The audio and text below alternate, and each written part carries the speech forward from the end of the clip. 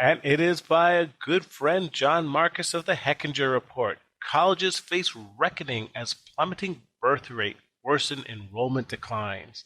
So this article starts with the sad story of Becker College. Becker College was started in 1784 in Worcester, Massachusetts.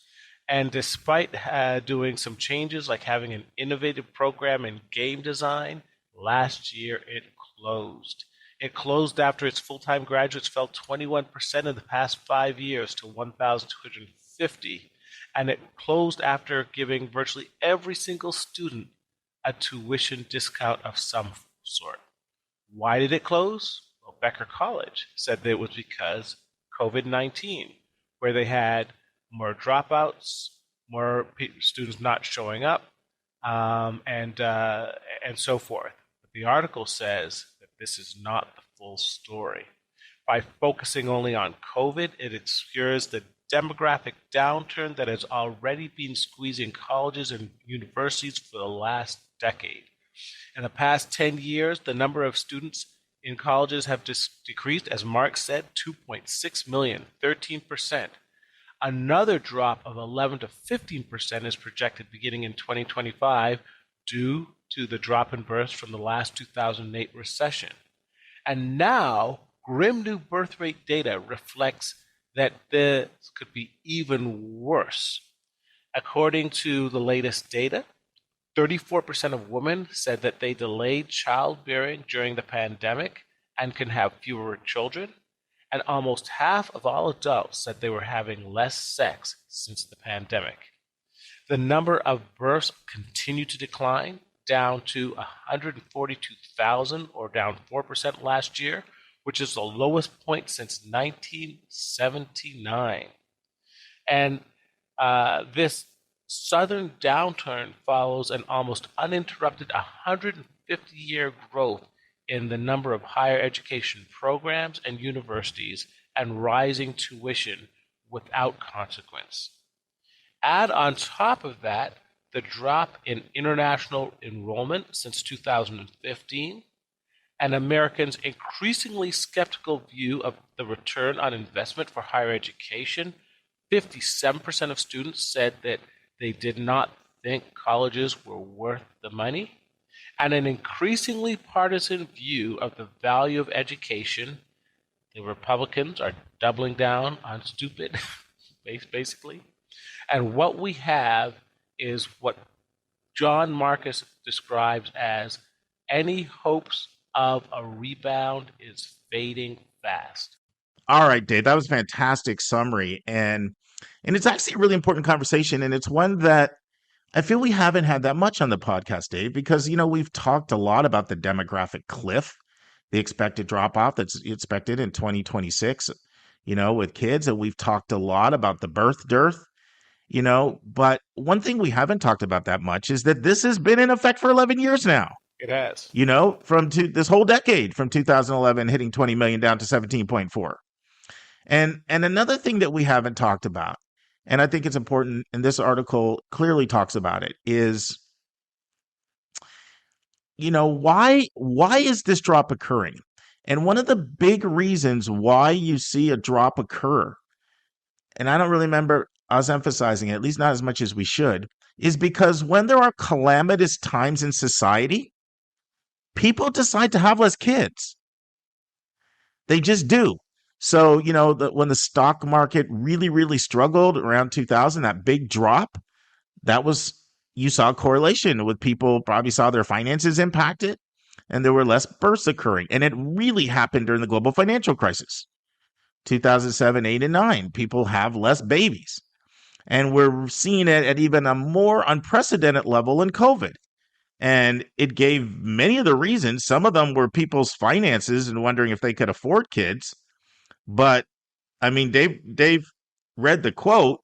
34% of women said they have delayed childbearing plans or would have fewer children. That's according to the Guttmacher Institute. And almost half the adults surveyed by Kinsey said they're having less sex. So we're not the sex podcast here, Dave, but when it relates to college admissions, we'll talk about it. We'll go there. Absolutely.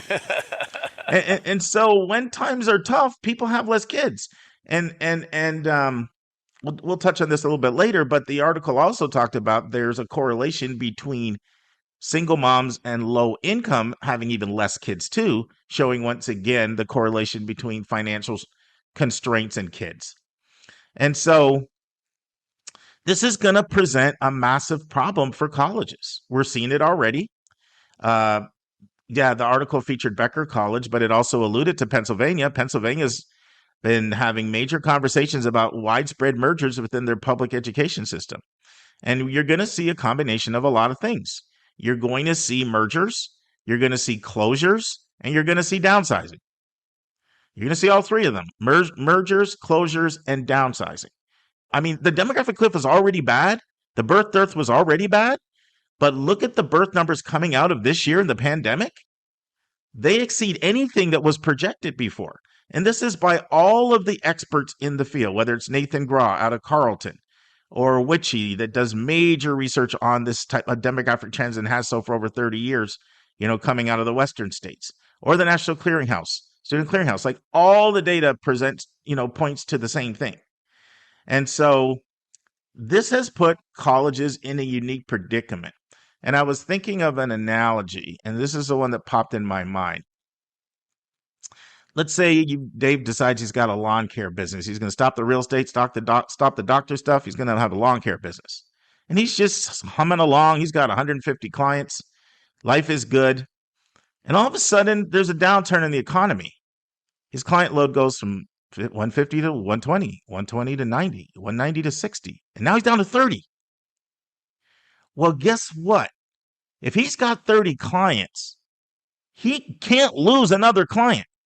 So one of the positives that's coming out of this is it's making colleges up their game and do certain things that they have never had to do before.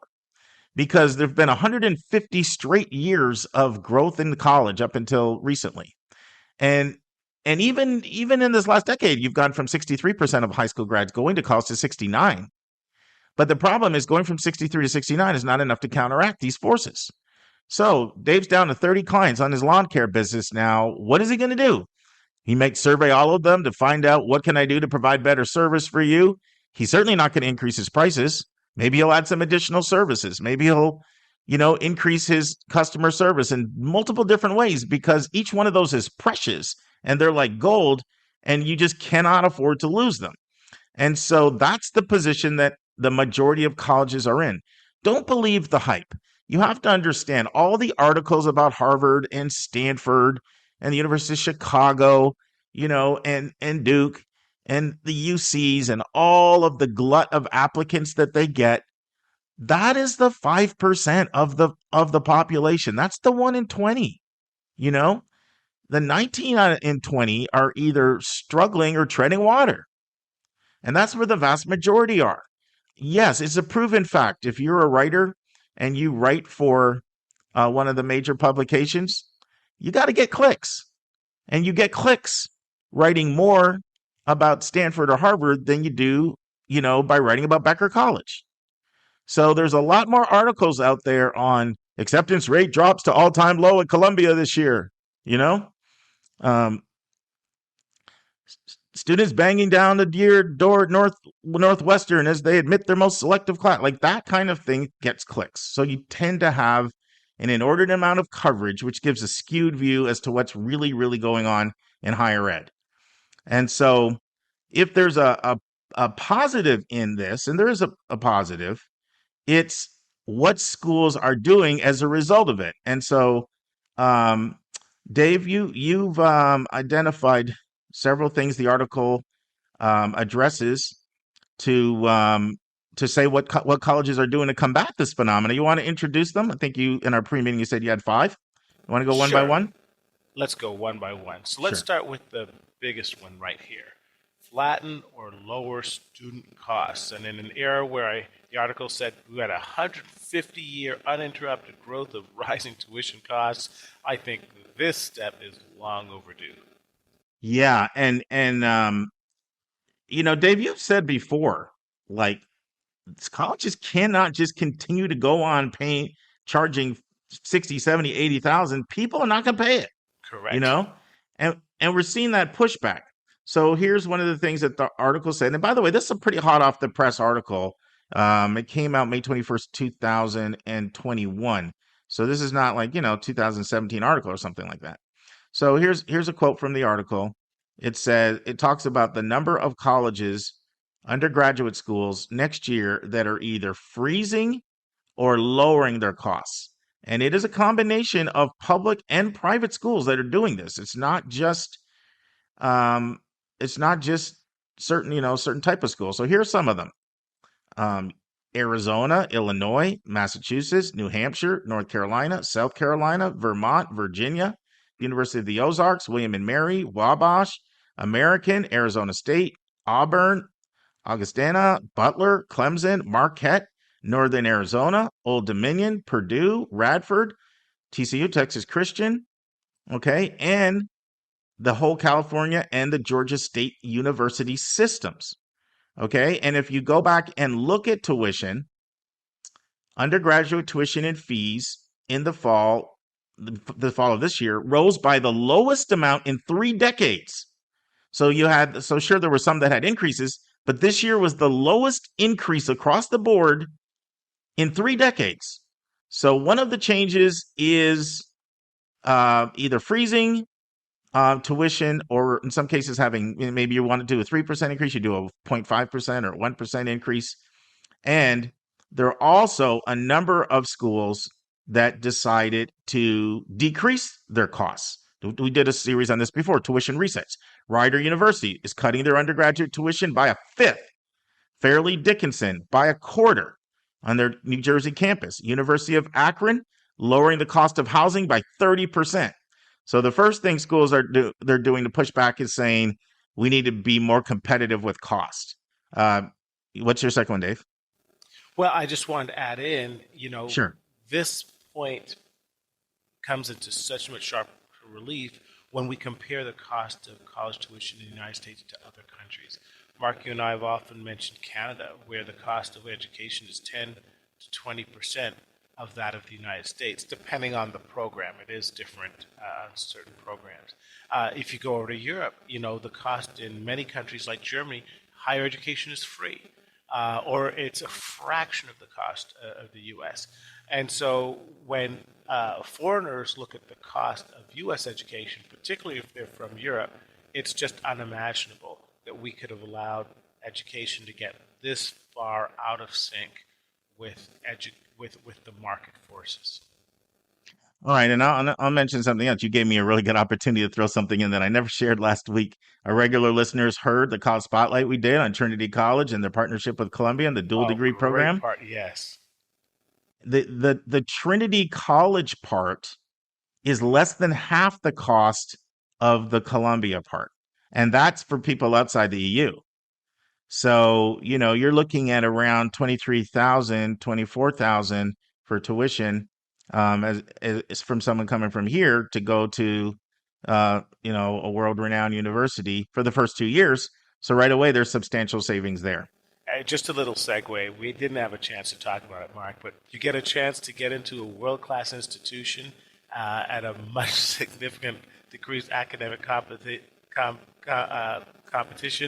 and you get to spend 2 years in Europe, and you get to have a tuition discount. That's a trifecta bargain. So, folks, that is truly a hidden gem. Anyways, So thanks for throwing that in. And I just want to say something. Let me go off script for a sec here. Our regular listeners are probably hearing the name John Marcus quite a bit lately. John Marcus was the one who wrote the article last week. Dave and I talked about us losing men. And there are a number of people that are just outstanding when it comes to higher ed in terms of writers.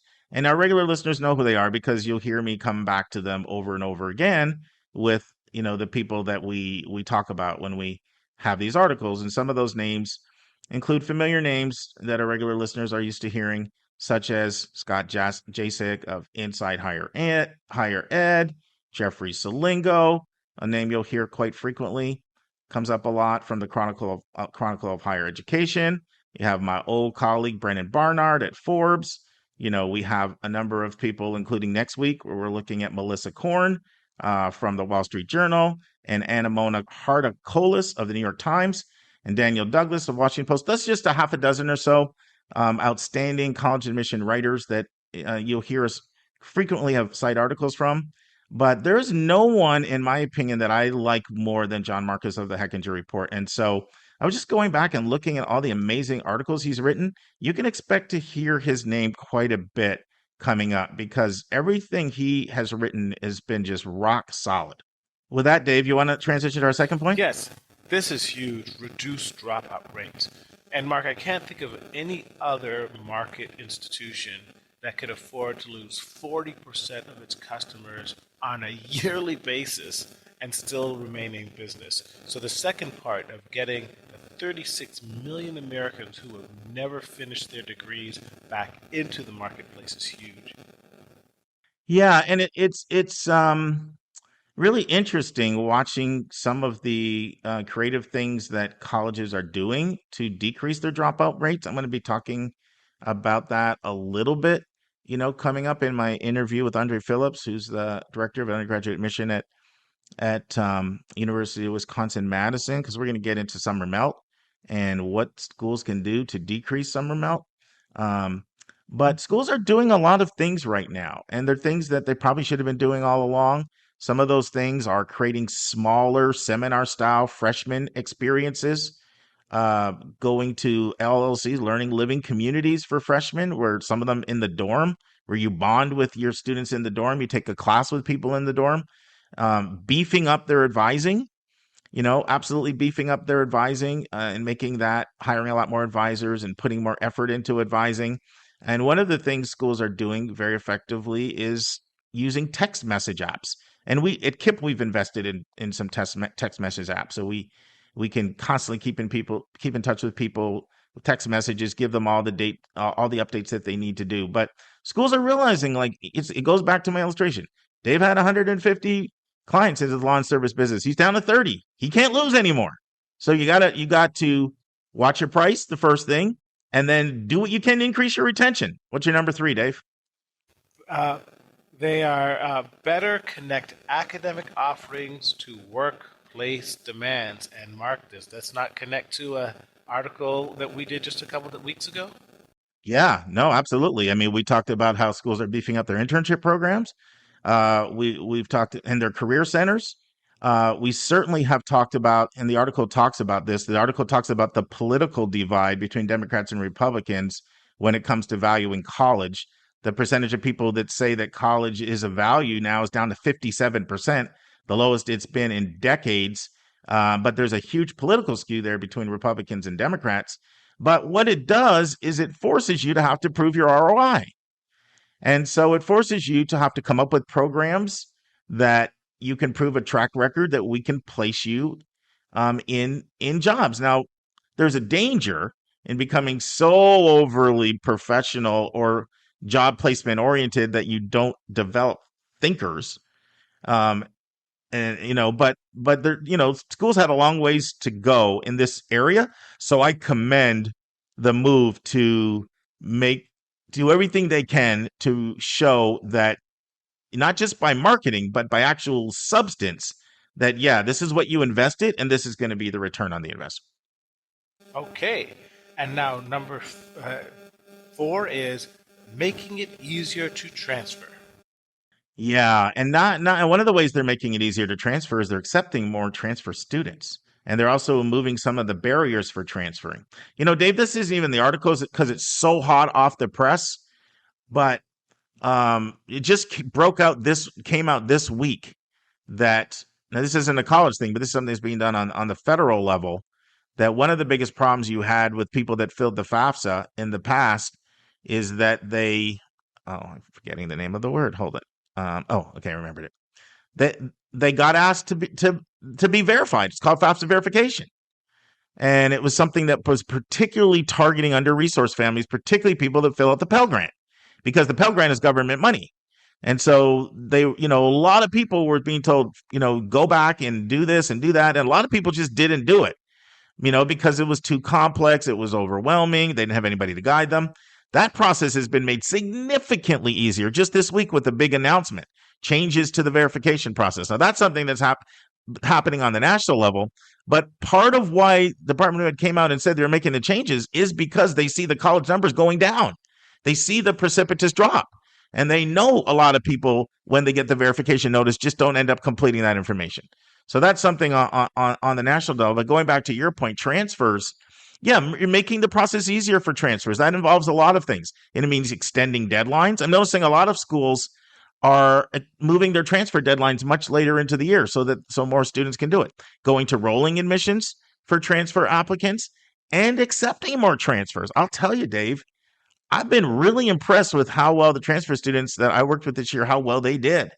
They got in some incredible schools that would have been incredibly difficult for them to have gotten in right out of high school. But the transfer acceptance rate is already noticeably higher than the overall acceptance rate, and the transfer yield is higher than the transfer yield is noticeably higher than the freshman yield. And for those of you who are new, yield is the percentage of accepted students that accept your offer. So if you're in admissions and you accept 100 people, do 70 enroll or do 10 enroll? If 70 enroll, you have a 70% yield. If 10 enroll, you have a 10% yield. Transfer yield is like 57%, and first year freshman yield is like 32%. So it's like a 25% gap. And so schools are catching on to that and accepting more transfers and making it easier to transfer. And Mike, that seems to be such an easy solution.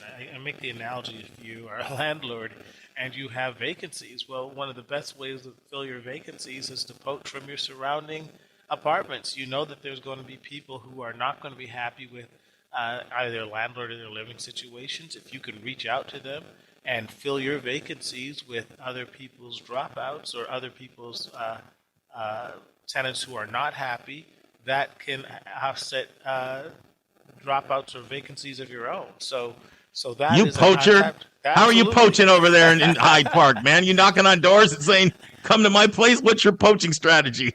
We give granite countertops. There you go. Hey, better dorms. Dave did. He told me a while ago. He said those white kitchens don't sell anymore. I got to redo everything, stainless steel, everything, granite countertops. That's just what you have to do in this market. I remember you redid all your stuff and did granite countertops and stainless steel. So yeah, hey, granite is the new Formica. You know what though? But think about it. That is very analogous to a school up in their game to attract kids.